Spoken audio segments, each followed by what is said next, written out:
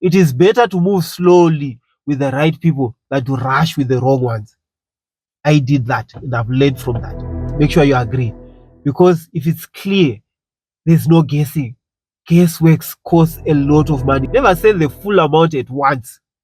What I suggest is pay in stages. You want to start a project back home and you're in diaspora. Maybe you want to start a pig project, a chicken project. You want to build a cottage. You want to build a house. Something that needs for you to send money. This is the right video. This is the right video. I've done that. I'm living in South Africa and I've made a lot of mistakes. So listen carefully, because some of the mistakes that I've made have costed me a lot of money, some of them a lot of time, and some of them peace of mind. So today I want to share with you practical ways and the most common mistakes to avoid, and so you don't have to learn everything the hard way like I did.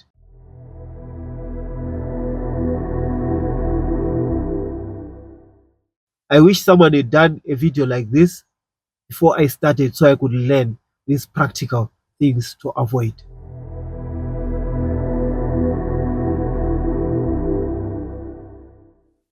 The first way to avoid big mistakes is to start with a clear and simple plan before money leaves your account.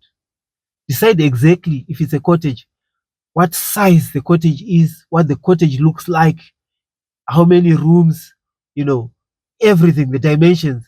Meaning, do a proper plan. Go to someone who does plans and do a proper plan for your cottage. Irregardless, kutkumusha ere or where, it's gonna save you a lot of money.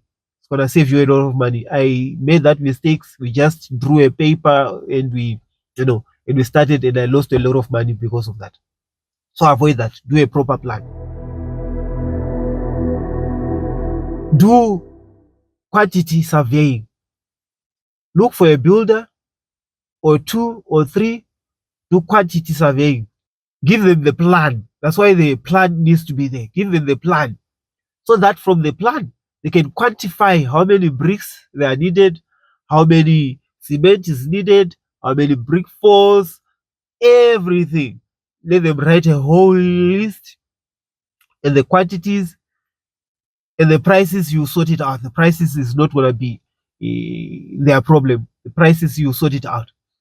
Do 2 or 3 of those from 2 or 3 different people, so that you can check and see, are the quantities lining up? Is it the right quantities?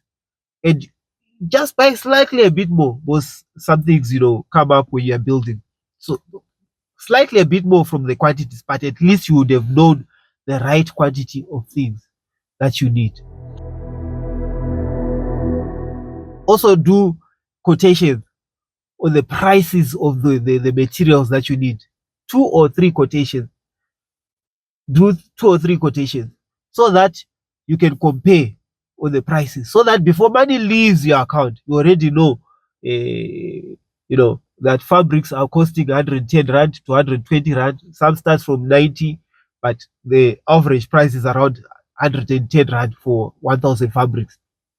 You already know 1,000 fabrics is 110 rand. If you need 5,000 bricks, you just calculate with that money. Therefore, no one is going to chow your money whilst you are not there, because they are going to tell you stories like they did to me. They are going to tell you a lot of stories. So avoid that. And on that, when you have a clear plan, make sure you and your wife both agree on that plan that you did for the cottage, whatever project it is. Make sure you agree, because if it's clear, there's no guessing. Guesswork costs a lot of money.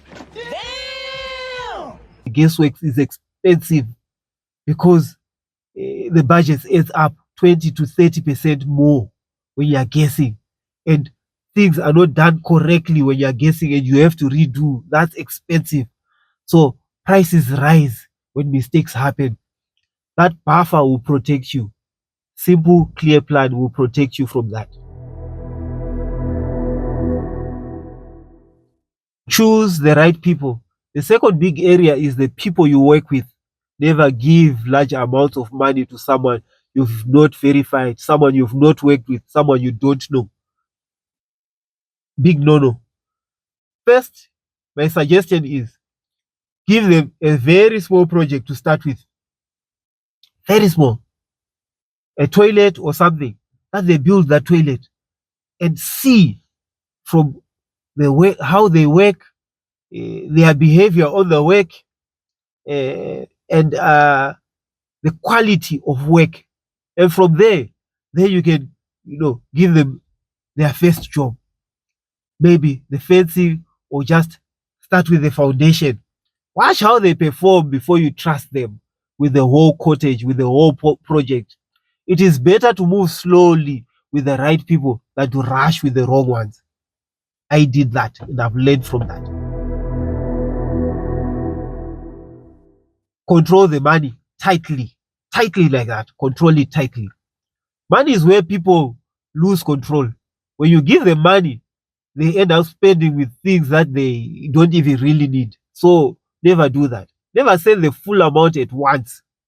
What I suggest is pay in stages.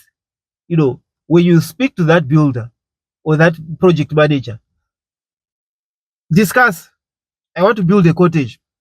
How much is it to do the foundation? How much is it to do the window level, roof level? How much is it to roof?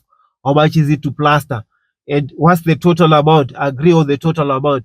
Once that is done, start with the foundation. Let them do the foundation, buy the material and everything. Make sure you have the receipts for everything. Everything that is bought, pictures of the things that are bought, and the receipts. Do the foundation. When the foundation is done, make sure someone checks it. It's right, it's correct. Pay them for the foundation. You go to the next stage. Do the window level. Even if you have the whole money for them and the whole material for them to pay, it's better to go slowly than to rush. Because when you rush, things go out of control. So don't do that. Do it in progress, and pay them progressively, so that they know that as soon as they do this and they do it correctly, they get the next stage. As soon as they go to the next stage, they go to the next stage, and you do it like that. Therefore, you will have control, and therefore you will not lose your money.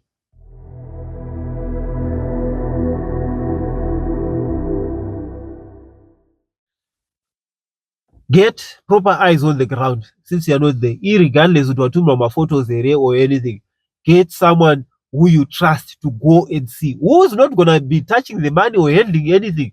Someone is from the outside, just to go and check if things are done properly, if things are being done nicely, and if they're working nicely and everything. You cannot be there every day, so you need reliable eyes on the ground. Family can help with that, with the runarounds, but try not to make them your supervisors, your official supervisors. If possible, have a trusted person who is not a builder. Check the site regularly and send you clear photos and videos and measurements. Ask for dated pictures from different angles of every stage, so that you know that when you compare it with your plan, everything is going according to the plan. And if it's not according to the plan, you can catch the mistakes quicker and easy to fix, and you won't lose a lot of money.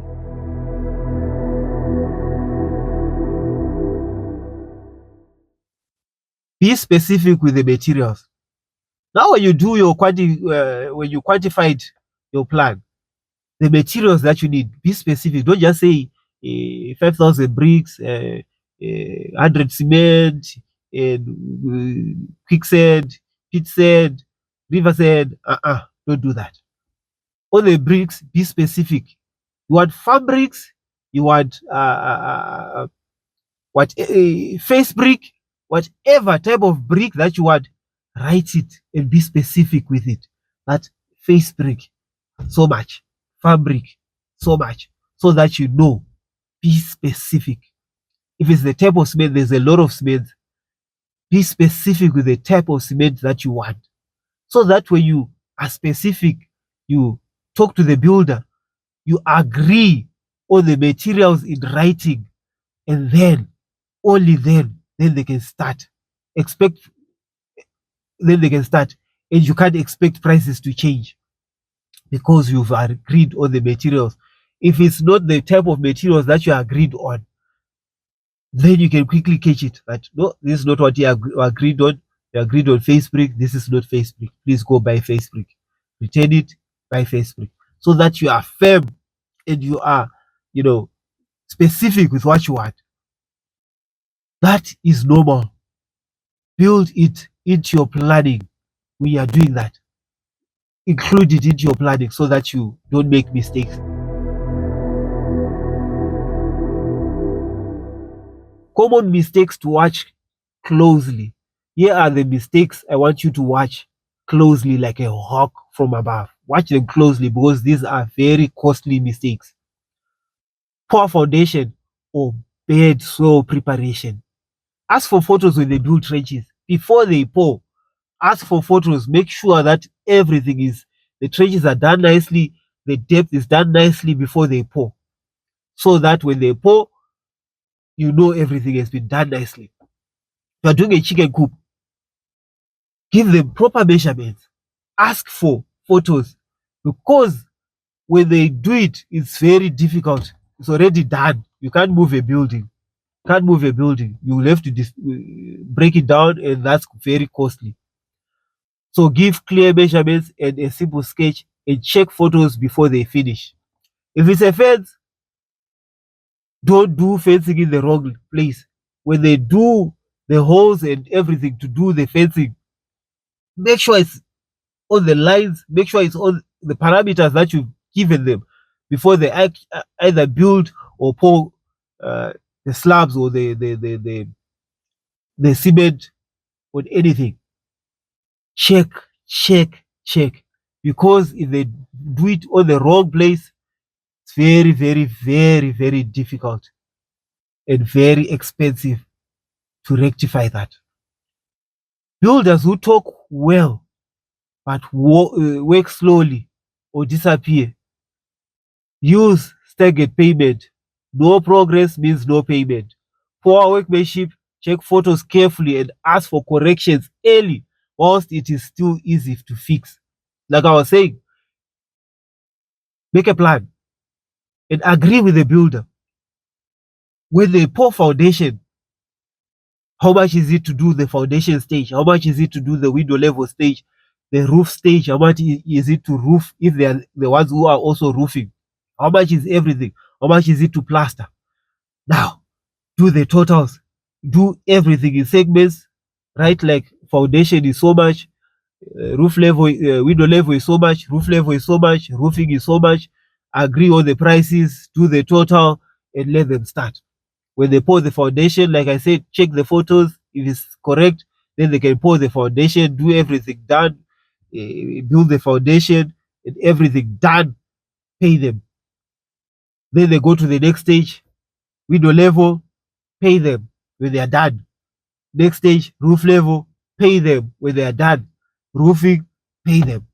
Do that staggered payment system, which means no progress, no next payment, and poor workmanship, no payment unless they rectify the things, the mistakes that they did. So don't do like me who paid everything and everything was done wrongly. And I need to find someone else, a new builder, who needs to break and rectify and it's stressful. Don't do that. Learn from me.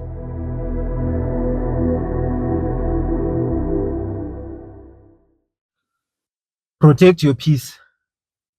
Managing from afar is very stressful. If you are not there, it's very, very, very, very, very stressful. So these are the things that you need to avoid. You will not avoid every single mistake. Even people who are there on the job also make mistakes. So you will not avoid them making mistakes. But your job is to reduce the expensive ones and to catch the small problems whilst they are still small so that they can still fix them easily. So that is your big job. Reduce expensive and catch problems whilst they are still small. 2, set specific days that you can check for progress. Don't be worried every hour. What they have done, if they done it correctly. No. Set specific days that you can check, that you can ask for progress. That, guys, after 2 days, what's the progress? Any problems? Where are we? Check progress. If nothing needs to be rectified, continue going on.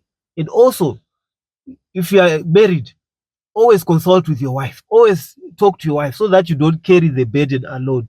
Share the load.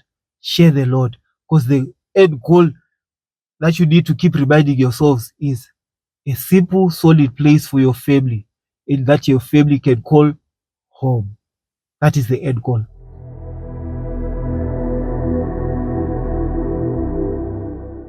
So, in closing, building from abroad is very, very hard.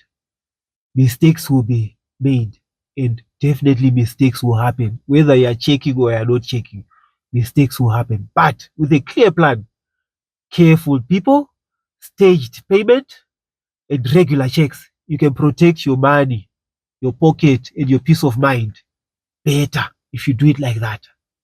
If you are also building or planning from a distance, tell me in the comment section what mistakes you are mostly afraid of making, or what lesson you have learned from this video. Let's help each other, guys. Thank you for watching. There's light at the end of the tunnel. Keep pushing, guys. It's no fire back, no fire shit. Like and subscribe, guys. Like and subscribe, and follow us for more content.